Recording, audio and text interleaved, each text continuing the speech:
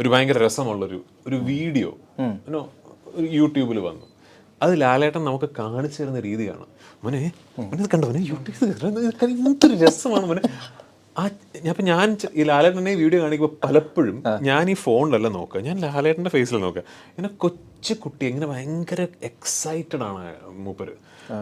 ഇപ്പോൾ ലൂസിഫർ വരുന്നു, നമ്മൾ എന്തെങ്കിലും ഒരു ഷോട്ട് എടുക്കുന്നു, ഷോട്ട് എടുത്തിട്ട് തിരിച്ചു വന്ന് പുള്ളിക്കാരൻ മോണിറ്ററിൽ ഇങ്ങനെയൊക്കെയാണ്, സാർ ഞാൻ ആ ഷോട്ടൊന്ന് കണ്ടോട്ടെ. അപ്പം ഞാൻ ഇതെങ്ങനെ രണ്ടും കൂടെ ബാലൻസ് ആയി പോകുന്നു?